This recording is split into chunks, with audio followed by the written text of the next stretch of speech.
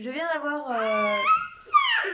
bah oui, je viens d'avoir un témoignage là qui m'est parvenu d'une maman que j'ai accompagnée pour son allaitement. Euh, et du coup, je pense que ce serait intéressant aussi que je vous fasse parvenir aussi les témoignages parce que bon, j'ai mis en story à la une sur Manavadoula. Je les affiche aussi sur Manavadoula, donc le site, mais je me suis dit que ce serait pas mal aussi que vous ayez vous aussi les retours que moi j'ai. Je trouvais ça intéressant en fait de vous le partager parce que je suis contente, je suis toujours contente des retours que j'ai. Et voilà, donc je vais vous les mettre juste là, juste après. Et du coup, celui que je mettrai sur l'allaitement, c'est celui que j'ai reçu aujourd'hui. Voilà. Et je suis très très contente de ce suivi parce que c'était quelqu'un qui réellement tenait à son allaitement. Donc voilà. Ça reste un choix personnel, mais quand on a beaucoup, beaucoup, beaucoup de personnes autour de nous qui ne nous soutiennent pas sur l'allaitement et qui nous véhiculent des fausses informations, c'est très, très compliqué d'allaiter correctement. Voilà. Donc, je vous laisse avec tous les témoignages. Et puis du coup, je crois qu'elle est en train de rigoler. Elle était en train de rigoler, dis donc. Oh, tu te frottes les yeux, t'es fatiguée.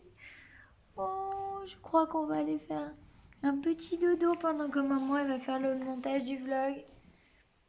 Ouais? Oh, c'est cool. Oh, c'est cool. On fait du twist.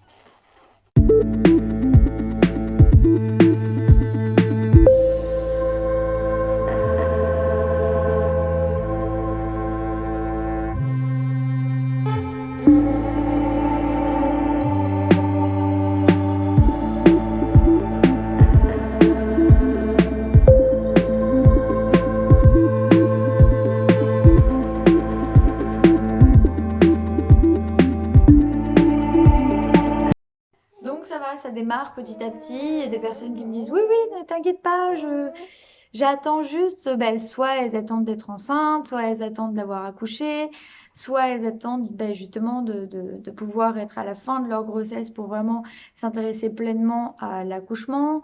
Ça dépend vraiment de toutes en fait.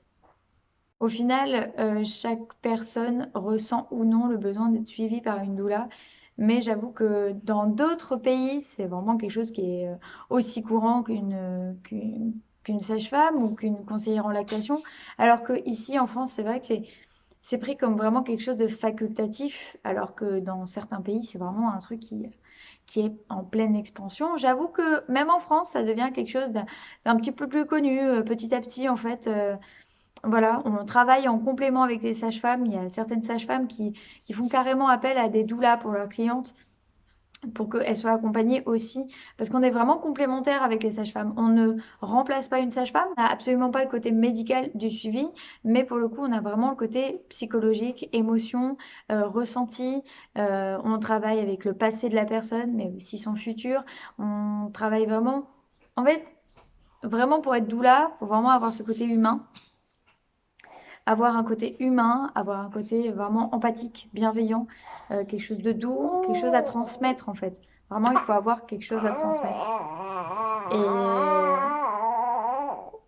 Et du coup, c'est ce qui me plaît aussi dans ce métier. c'est que je transmets énormément d'informations, je conseille, je soutiens, j'écoute. Surtout, il faut vraiment être à l'écoute quand on fait ce métier. Le plus dur quand tu es auto-entrepreneur, c'est vraiment de te faire connaître en fait. Une fois que tu t'es fait connaître, une fois que tu vois que les personnes parlent entre elles, qu'il y a du bouche à oreille, etc., etc., le plus dur il est fait en fait. Non, encore, ça va, il y a les réseaux. Hop, ils sont endormis. Maintenant, il y a les réseaux. Donc bon, ça va, ça rajoute une visibilité. Donc ça, c'est cool. C'est vraiment cool. Parce que pour le coup, c'est grâce à ça que vraiment, vraiment, j'ai réussi à avoir mes toutes premières clientes. Ça fait des années au final que je fais ça parce que ça fait des années que je conseille les futures mamans, les nouvelles mamans sur la parentalité, sur l'allaitement, etc. Voilà, gratuitement depuis des années. Ça fait pratiquement, ouais, ça fait 3 ans et demi, 3 ans et demi, 4 ans à peu près que je conseille, mais ouvertement, même 5. Déjà à l'époque, quand je regarde mes archives, je me dis, oh, t'imagines, déjà à ce moment-là, je commençais déjà à partager des choses sur la parentalité, sur l'allaitement, sur tout ça en fait. Voilà. Donc, non, franchement, voilà. Non, maintenant, j'ai décidé d'en faire mon métier. C'est différent. Voilà. C'est plus un loisir. C'est plus juste des conseils. C'est vraiment une séance. Voilà. Et il faut te dire une chose, c'est que sur la totalité de gens que tu vas démarcher, il n'y a que un pourcentage très réduit des personnes qui réellement vont faire appel à tes services. Il faut que tu te dises ça. Vraiment, quand tu es auto-entrepreneur, que tu proposes tes services, tu proposes, mais tu peux pas contraindre la personne, en gros, à prendre tes services. Donc, il faut simplement attendre, mettre des petites graines un petit peu partout. Et puis, soit ça pousse pas, soit ça pousse.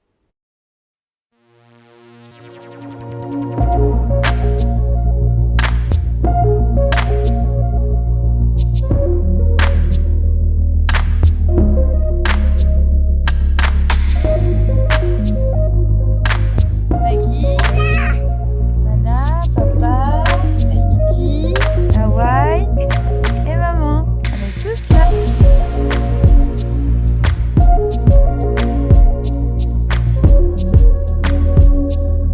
Les grands sont tranquillement en train de jouer. Voilà, c'est mercredi, donc il n'y a pas école.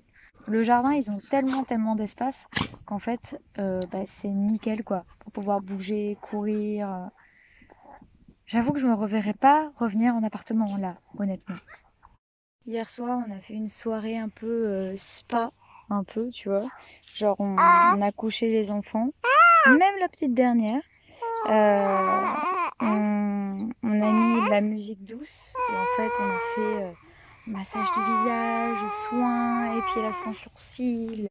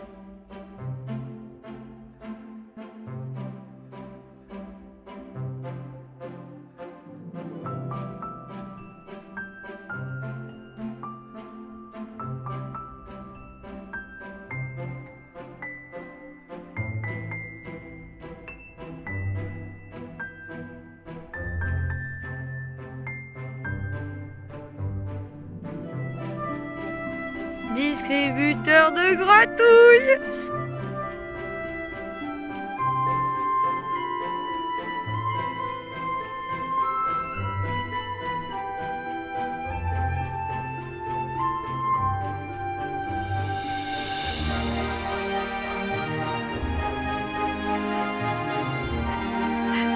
T'es fier, papa, de tes crêpes? Ouais. Par contre, c'est pas ça. Bah oui, tu m'étonnes.